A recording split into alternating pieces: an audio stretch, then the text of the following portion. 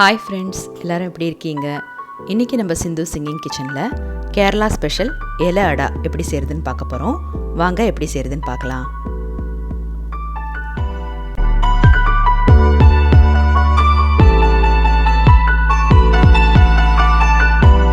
இப்போ தேவையான இன்க்ரீடியன்ஸ் என்னென்னு பார்த்துடலாம். இது அரிசி மாவு எடுத்திருக்கேன், ஒரு 3 கப் கிட்ட. இந்த மாதிரி வாழை இலையை நம்ம நெருப்பில் காட்டி வாட்டி எடுத்து இந்த மாதிரி கட் பண்ணி வச்சுருக்கேன். தேங்காய் துருவனது, வெல்லம், இது சுகரு, ஏலக்காய் பவுடர், கீ, சால்ட்டு கொஞ்சமாக. இப்போ ஃபஸ்ட்டு நம்ம மாவை பிசைஞ்சிக்கலாம். அதுக்கு இந்த அரிசி மாவில் கொஞ்சமாக உப்பு சேர்த்து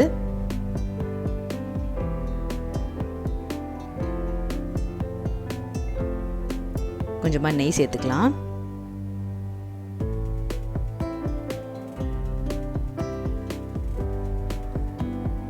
இப்போ எல்லாத்தையும் கொஞ்சம் மிக்ஸ் பண்ணிக்கலாம்.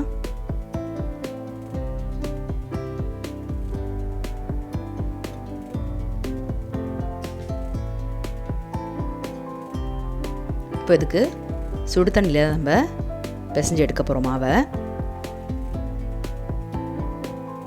கொஞ்சமாக எல்லா மாவும் நல்லா ஈரமாகிற வரைக்கும் தண்ணி ஊற்றி நம்ம மிக்ஸ் பண்ணிக்கலாம்.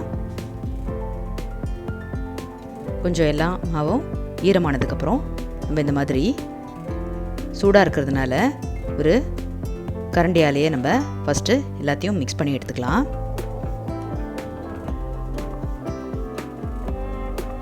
இப்போ ஓரளவுக்கு சூடு ஆறுனதும் நம்ம கையால் இந்த மாவை பிசைஞ்சு எடுத்துக்கலாம்.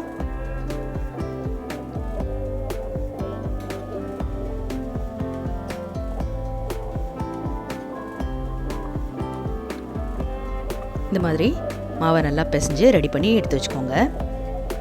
இப்போ நம்ம அதில் வைக்கிற ஃபில்லிங்க்காக ஃபஸ்ட்டு ஒரு கடாயை ஹீட் பண்ணி அதில் வெல்லம் சேர்த்து கொஞ்சமாக தண்ணி சேர்த்து அதை பாகாக பண்ணி எடுத்துக்கலாம்.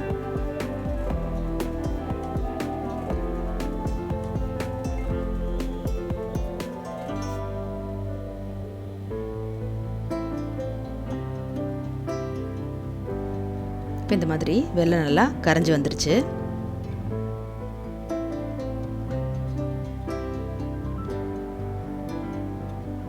இந்த மாதிரி நல்லா வெல்லத்தை கரைச்சி எடுத்ததும் வடிகட்டி எடுத்துக்கலாம். அடியில் கல் மண் இருந்ததுன்னா நம்ம இதில் வடிகட்டி எடுத்துக்கலாம்.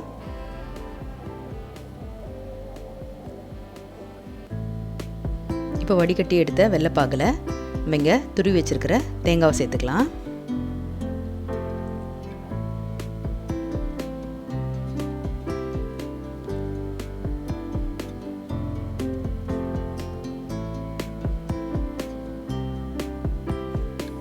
ஒரு 2 மினிட்ஸ் கிட்ட நல்லா இதை கொஞ்சம் மிக்ஸ் பண்ணிக்கலாம்.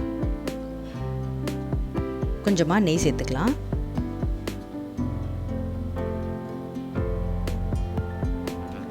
நெக்ஸ்ட் நம்ம இங்கே எடுத்து வச்சிருக்கிற ஏலக்காய் பவுடரையும் சேர்த்துக்கலாம்.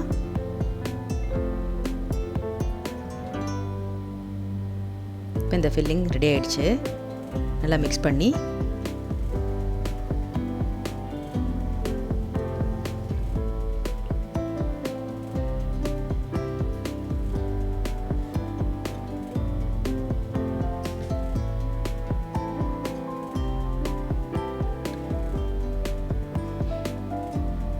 கொஞ்சம் நல்லா ஓரளவுக்கு மிக்ஸ் ஆகி வந்ததும் நம்ம ஸ்டவ் ஆஃப் பண்ணிடலாம்.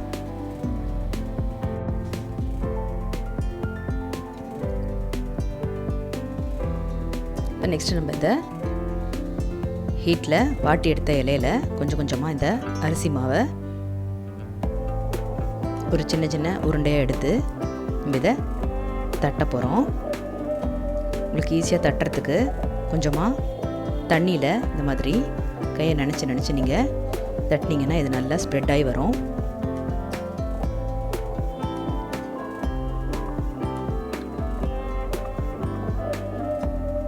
இந்த மாதிரி ஓரளவுக்கு இந்த இலை சைஸ் வர வரைக்கும் நல்லா தட்டி எடுத்துக்கோங்க மாவை.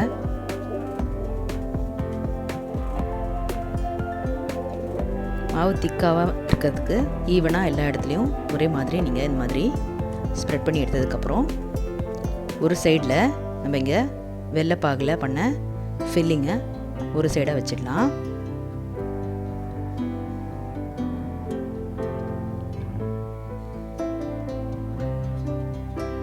இந்த மாதிரி வச்சதுக்கப்புறம் நம்ம இலையை இந்த மாதிரி பாதியாக மடித்து வச்சிடலாம்.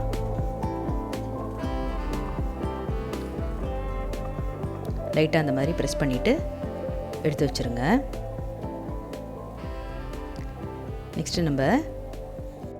நெக்ஸ்ட்டு நம்ம அதே மாதிரி ஒரு பால்ஸாக எடுத்த மாவில் தட்டி கொஞ்சமாக தேங்காய் துருவனதை சேர்த்து சர்க்கரை சேர்த்து ஸ்வீட் அடை செய்ய போகிறோம். கொஞ்சமாக சர்க்கரையை தூவிக்கலாம். தூவிட்டு அதே மாதிரி பாதியாக மடித்து எடுத்து வச்சிடலாம். இப்போ நெக்ஸ்ட்டு நம்ம சில பேருக்கு ஸ்வீட்டு பிடிக்காதவங்களுக்கு லைட்டாக இந்த மாதிரி தேங்காய் மட்டும் துருவி போட்டு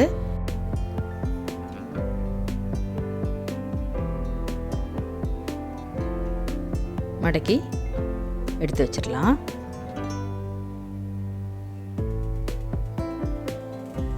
இப்போ நம்ம இதை எல்லாத்தையும் ஆவியில் தான் நம்ம வேக வைக்க போகிறோம். அதுக்கு இந்த மாதிரி ஒரு இட்லி குக்கரில் கொஞ்சமாக தண்ணி சேர்த்து அடியில் இந்த தட்டுக்கு மேலேயே நம்ம இந்த இலை அடைய எல்லாத்தையும் சைடாக வச்சு ஒரு 15 மினிட்ஸ் கிட்ட நம்ம இதை ആവിയിൽ വെച്ച് എടുത്തിടலாம்.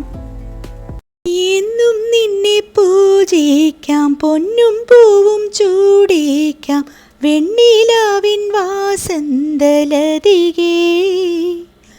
എന്നും എന്നും എൻ മാറിൽ മഞ്ഞു പെയ്യും പ്രേമത്തിൻ കുഞ്ഞുമാരിക്കുളിരായി നീ അരികേ. ഒരു പൂവിൻ്റെ പേരിൽ നീ ഇഴനെയ്തരാഗം, ജീവന്റെ ശലഭങ്ങൾ കാതോർത്തു നിന്നു, ഇനി നിമിഷം വാചാലം. இப்போ இந்த மாதிரி ஒரு 15 மினிட்ஸ் கழிச்சு நம்ம எல்லாத்தையும் எடுத்து இந்த மாதிரி இலையை எடுத்தால் உங்களுக்கு இலையடை ரெடி ஆகிடுச்சு. ஒரு 3 வெரைட்டியில் உங்களுக்கு இந்த மாதிரி அடை செஞ்சிடலாம். இப்போது